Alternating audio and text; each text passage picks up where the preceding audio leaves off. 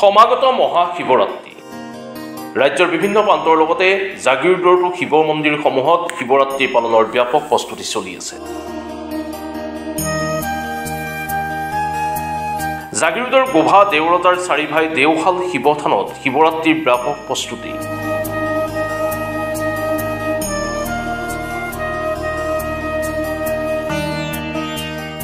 চৈধ্যশ শতিকাতেই গোভা ৰজাই স্থাপন কৰা জাগিৰোডৰ ঐতিহাসিক গোভা দেউৰজাৰ চাৰিভাই শিৱথান দেওশালত অহা ২৬ আৰু ২৭ ফেব্ৰুৱাৰীত উদযাপন কৰা হ'ব মহাশিৱৰাত্ৰি।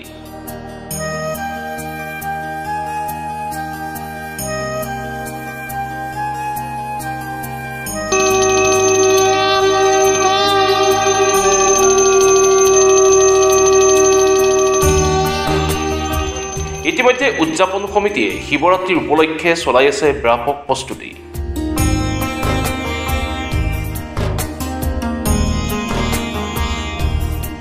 শিৱ মন্দিৰলৈ অহাৰ ভক্তপ্ৰাণ লোকসকলৰ যাতে কোনো ধৰণৰ অসুবিধাৰ সন্মুখীন নহয় তাৰ প্ৰতি লক্ষ্য ৰাখি সকলো ব্যৱস্থাৰ কৰি থকা বুলিও মন্তব্য প্ৰকাশ কৰিছে শিৱৰাত্ৰি উদযাপন সমিতিৰ বিষয়ববীয়াসকলে। গোভা দেউৰজা চাৰিভাই দেওশাল শিৱথানত এই শিৱৰাত্ৰি মেলাৰ ২০২৫ বৰ্ষ দুদিনীয়া কাৰ্যসূচী আমাৰ মেলা কমিটিয়ে সিদ্ধান্ত লৈছে। এই দুদিনত সুকলমে চলি যাব বুলি আমি আশা ৰাখিছোঁ। ২৬ তাৰিখে ৯ বজাত শিৱৰাত্ৰিৰ ভিৰ হ'ব। এইবাৰ দিনটো কিন্তু ভাল, আমি সেইটো গম পাইছোঁ। আৰু লগতে আমি এই দুদিনীয়া কাৰ্যসূচীত আমি সুকলমে চলাই যাব বুলি আমি আশা ৰাখিছোঁ। দেৱাদিদেৱ মহাদেৱ মহাশিৱৰাত্ৰি আমাৰ গোভা দেউৰজা চাৰিভাই দেওশাল শিৱথানত দুদিনীয়া কাৰ্যসূচীৰে আমি আয়োজন কৰিছোঁ। এই ফেব্ৰুৱাৰী মাহৰ ২৬ আৰু ২৭ তাৰিখে আমাৰ হ'ব আৰু ২৬ তাৰিখে পুৱা ৯ বজাৰ পৰাই শিৱৰাত্ৰি লাগিছে। গতিকে মহা ধুমধামেৰে আমি যিখিনি কাম কৰিব লাগে সেইখিনি কৰিছোঁ। অহাকালিৰ ভিতৰত আমাৰ সম্পূৰ্ণ হ'ব। দুই এটা সৰু সুৰা কাম আছে আৰু ৰাইজৰ কাৰণে যিখিনি সুবিধা যেনে পানীয়াকে আদি কৰি বা পূজা ক্ষেত্ৰত যেনেধৰণে তেওঁলোকক শাৰী শাৰীকৈ কৰিব লাগে সেইখিনি আমি সম্পূৰ্ণ কৰি তুলিছোঁ আৰু নতুনকৈ সজাই পঢ়াই কৰিছোঁ গোটেইখিনি কাম কাজ।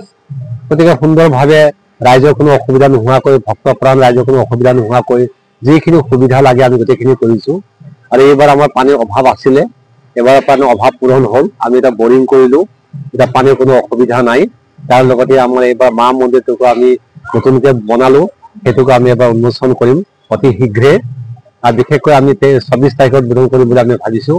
গতিকে সুন্দৰভাৱে সকলো ফালৰ পৰা যিখন মেলা হয় মেলাৰ বাবেও সুন্দৰ আয়োজন চলিছে। এবাৰ যিটো খাল আছিলে খালখিনিকো আমি মাটিৰ পৰা পূৰ্ণ কৰিলোঁ। গতিকে সকলো ফালৰ পৰা সুন্দৰভাৱে হৈছে। সকলো ৰাইজে সহায় সহযোগিতা কৰিছে, ৰাজ বিষয়াসকলেও আহিছে, কাম কাজ কৰিছে যাতে ভক্তপ্ৰাণ ৰাইজৰ কোনো অসুবিধা নহয়।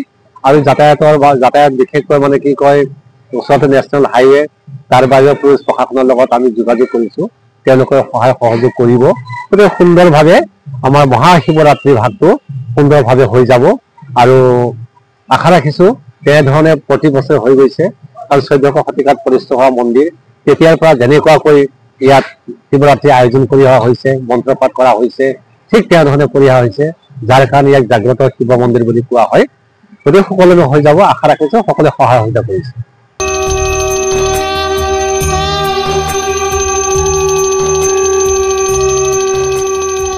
জাগিৰোডৰ প্ৰতিবেদকৰ সহযোগত নিউজ ডেস্ক ৰিপোৰ্ট মাছমি নিউজ।